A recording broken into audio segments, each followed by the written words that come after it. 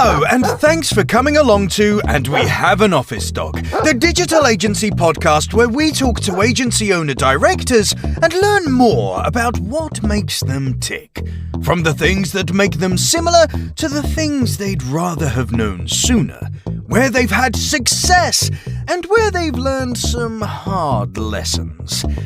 All will be revealed with your host, Chris Simmons, the agency coach, and he'll be talking to a different awesome agency person in each episode, asking them 4 questions and seeing where the conversation takes us over the next 25 minutes. Okay, so let us begin. Over to you, Chris. Thanks, voiceover guy. And on this podcast today, we've got Alan from Growth Gorilla. How you doing? Hey, Chris. It's great to be here again. It's a whole year. We were literally almost a whole year ago talking on the podcast. At least we've. Yeah. And how's the last year treated you? Right. Last year has been very interesting, to say the least. We've essentially had our best year ever, but also some of the worst times ever at the same time. So it was kind of a roller coaster, to be honest. I think every day in an agency is either the up bit or the down bit of the roller coaster. It's never the cruising in at the end of the ride when you start to calm down. So, just for anyone who's not listened to the original podcast with you on, do you want to give us a quick rundown of what the agency does and talk about how you came to that amazing branding as well? I'm still really jealous of your branding. Yeah, so Growth Gorilla is a content promotion link building agency for B2B software companies. So we help those companies that are producing quality content to get the word out and essentially acquire backlinks to increase traffic for specific keywords that they want to rank for. So I started the agency back in 2018. So initially we were doing kind of like the more standard type of link building that like most people do. Yeah. And then over time we included more strategic aspects, and so we try to position ourselves more of like trusted strategic partners with our clients, where we don't just take orders from them, but we also help them figure out what they need and why they need them to be able to get more results. Which is that bit is the bit that changes an agency, doesn't it? Because when you go from taking like 10 link orders or whatever it would be through to why do you need that many, or what here's what you really need. You need one good piece of content to attract some good readership and things like that. Engagement is just as important. So what's kind of one or two of the major developments that's happened in the agency over the last year or so, and how have you felt about making those developments? Yeah, so the main thing, and I also mentioned this in our first interview, so I started back last year when we were talking, so I started delegating some of the strategy stuff to someone else in the team so that I didn't have to do all of that myself. That turned out to be a great decision, and I'm really happy that I did. So over time, I started delegating more and more of that kind of stuff. So that's been working very well. The main thing is keeping in mind that unless you want someone to be like totally proactive and coming up with new strategy and new things, basically, if you want someone like that, you're gonna have to pay more and hire like a dedicated role, right? So what I wanted to do is essentially take most of the strategy stuff that was sort of like systemizable and repeatable to someone else that was already in my team. So free up some of my time essentially. And that's been working very well. That has allowed me to do more marketing, more sales, and things like that. But the main thing that's happened is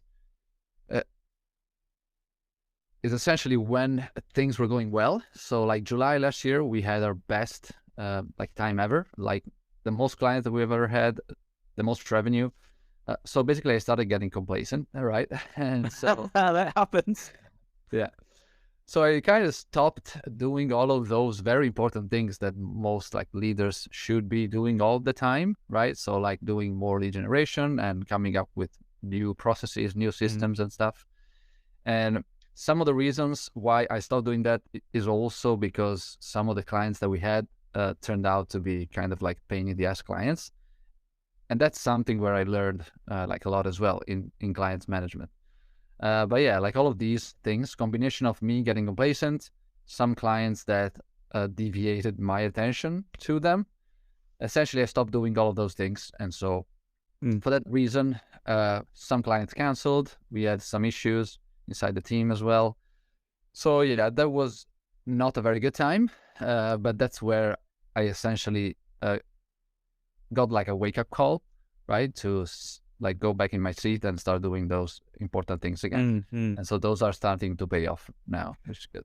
I think there's that you know this more than probably anyone right now because of what you just said, that like learning how to delegate and being able to delegate are two different things. Like that feeling when you get it right and you've got someone who feels good that they've got a task that they've delivered properly and you feel comfortable allowing more to be delegated, that's quite nice. But it's a process, isn't it? You kind of learn the right way of doing it over time. And you know, I think as a business grows, you're going to realize, you know, some clients aren't a fit. And like you say, you know exactly who your clients are now, right? You've got the B2B, software, SaaS, etc. That's really important to make it fit. And sometimes there isn't the right fit. Yeah. So something else that I learned as well is that niching down is very important and very useful. That said, especially in times like these, it's also important to diversify a little bit. So we started taking on some clients that are not necessarily SaaS, with the caveat that it should be a very good client and doing like really good quality content, right? Yeah. I do have these kind of like exceptions that are useful for us to diversify in times like these where maybe there's not a lot of SaaS clients because the recession, because the times are like weird, you know? Absolutely. And I look at it. So I don't know if you do this, and if you don't, maybe have a think about it. So we do like lead scoring style type things. So if you're in the niche, you get 4 points. If you're not in the niche and you're a million miles away from the niche, you get -4 points. And anything in between that is a spectrum. So you might have a great budget, you might be really fun to work with, you might have the right team behind you, you might have everything, but because you're not in the niche, it shouldn't mean you don't work with them. They might be the perfect client, just not in the niche. And naturally, if they've got a big enough budget to compensate for not being in your niche, you'll change a few processes ever so slightly. But the last thing you want to do is obviously be everywhere for everything and just open the doors, because you then have clients which are terrible and hard to manage. So score the leads and they don't have to be perfect every time. Yeah, that's a very good point. I guess I've been doing that kind of like subconsciously, just like in my head, but it's definitely a great idea to like write it down and make possibly delegating to someone in my team that handles the sales admin kind of stuff. So they know when someone comes in, like they should be getting on the call, and maybe these other guys shouldn't, right? For all these kind of scoring. Yeah, we used to we initially started like similarly to you, kind of like a gut feeling. Does it work? Is it going to work? Then then I thought, once let's quantify it, because we were losing a lot of clients, but we were gaining a lot of clients. At the end of 6 months, I was exhausted, but we had the same amount of clients and the same revenue. And I thought, well, let's track it back, and then you can see, you know, what kinds of questions in your lead scoring actually suggest that 6 months into the future they're going to be good or bad to keep. So yeah, but being able to delegate any of these tasks is absolutely like a fantastic option, especially if you want to be the leader, set the strategy, and do the cool bits of the marketing. I mean, as we're talking now, just before we came on, I saw about 4 of your tweets over the course of like scrolling through Twitter. So you're definitely having the time to do some good sort of outbound marketing, which is great to see. In the rest of outside of the agency, what either in your niche or in the digital marketing industry in particular, what trends have you seen over the last year? Are any of those things that you've kind of gotten in on early, or are there things that you're not going to touch with a long stick? Yeah, so like you mentioned before we started recording, ChatGPT is the obvious kind of winner here. Everybody's talking about it. For me personally, I started implementing it like very slowly for some things, and I gotta say, like, it can be very useful, right? So I was just doing a job post because I'm trying to hire a new financial kind of assistant. like basically on Upwork, right? So what I did is I wrote down the main like tasks that this person should do, and then I went to ChatGPT and I was like write me a job description for this role that should do these tasks. And then boom, like in a couple of seconds, I got a very nice written job description. So for things like these, where it's essentially shortcutting some of the process or kind of avoiding you to having to come up with your own templates and stuff, Yeah, that could be very good. That said, yeah, I wouldn't probably use it for like creative work, like articles, blog articles, like some people are suggesting, which I don't really think is going to work, especially because if it's like an artificial intelligence that taking data from a database, I'm pretty sure Google is smart enough to be able to find like that out, right? And to spot duplicate content as well. So about I don't want to show my age too much, but a long time ago when article spinning was a thing in SEO, and it was relatively new at that point. It was, you put that entire article in, press a button, and 10 seconds later you got 4 versions of the same article. Now each one of those tools that did article spinning were uniquely written, but in terms of the tools, their output was created differently. And for a little while, everyone was saying this is how you get links. So you then put all of this in write one article, 10 different blogs, 10 different links from 10 different domains. Great job. Google will never know. And then over time, Google picked it up, Google worked it out, and then article spinning became really, really easy to spot. And in the really early days of article spinning, unless you knew you'd spun it, it's really hard to find because that web of interconnected pieces of content didn't exist or wasn't easy to find. And you're right. I think if you're writing 1,000 words, 10,000 word articles, at the very least, you should be using them to give you a guide, and then maybe that's the guide for the outline, and then you can add creative into there. But similarly to the old days of article spinning, this is article spinning 2.0 in many senses. But like you say, with the job description and things like that, to cut down on like laborious types of things is great. So like if I've got like 10 or 15 tweets that I want to send in the space of a week, I'll put them in as a bullet list and say, repeat this bullet list back to me with appropriate hashtags that I wouldn't necessarily have considered. And some of them come through and I'm like, okay, I wouldn't have thought of that. And it does help. But getting it to do all the thinking for you, nah. Yeah, exactly. Too risky. Yeah, I mean, too risky. Well, yeah, it's risky, but it also defeats the whole point of being human, you know, thinking. Do you think in the future, if these tools do this, you'll have AI tools writing content that humans won't read because they don't want to spend the time reading it, that they'll use an AI tool to summarize the content, and then you'll have robots which spend time deciding whether or not that's human content and then penalizing it. Yeah, I mean, that might as well happen. I mean, like I can already like envision like, you know, the thing that Elon Musk is working on, what's it called, the Neuralink.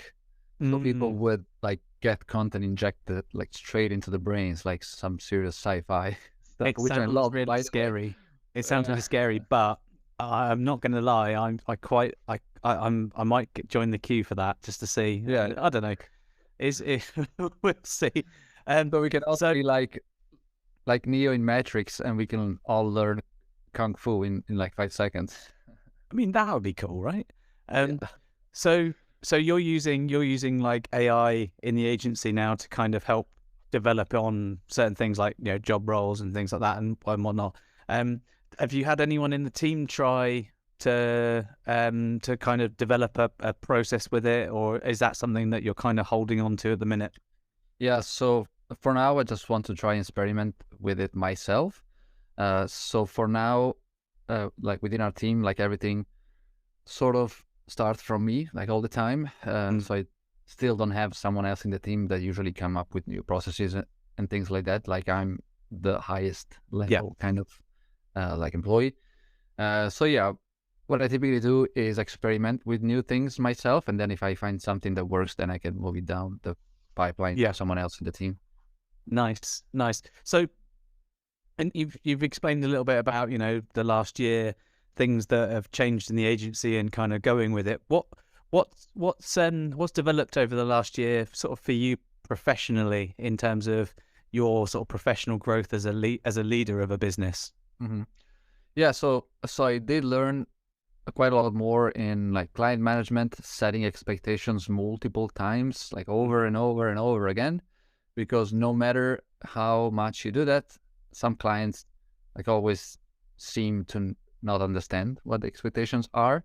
The other thing that I learned is that a client is not a client basically until they paid month one, because they had it's like clients confirming and everything. Yes, we want to get started, like get started. And then 5 days prior to the start date, they changed their mind, which was really not great. Yeah. So yeah, it's a mix of like client management, team management, delegation, and all things that you sort of have to learn in difficult times, unfortunately. But that's also where like most of the growth can happen. And out of the whole spectrum of leadership, what do you think, beyond delegating, what do you think's been one of the, like, your biggest lessons, or one of the things that you've sort of taken away from the year and gone, I'm a better leader now because of this? Yeah, so I'm definitely happy about the fact that even though revenue went down and we did hire new people when things were going well, so we had more expenses when things went kind of down. That said, I did my best to not fire anyone. So I cut on some other expenses. I went into our software and see what I could cut from there, just because I didn't want to cut anyone in the team. And I seriously believe that's proven a good decision, because everybody's happy in the team and everybody's kind of proud of being part of the team as well. Good. And that often is the first thing people think of if they're not people focused, as much as they like to say in the good times. But equally, I guess, when you were looking to cut down on things, you didn't cut things just because you wanted to save money. You cut the things that probably were bloating out anyway. Yeah. And if you've got a bit more time for the team, then, you know, maybe they can take some of that work on. And I think that's it. Sounds really good to say, and it's really credit to your honesty to sort of say, you know, when things weren't going so well, we focused on the team. That's a real leadership trait, which is great to see. So what's the kind of the core plan, the core focus for you and for the business over the next, say, 12 months? If we did season 3 in 12 months time, what's the plan? What are you trying to get towards? Yeah, so I mean, the main plan is to, number one, go back to where we were last year, because that was a very good place. And I think with the new mindset and new infrastructures that we have in place now, we should be able to manage and handle that super well compared to last year.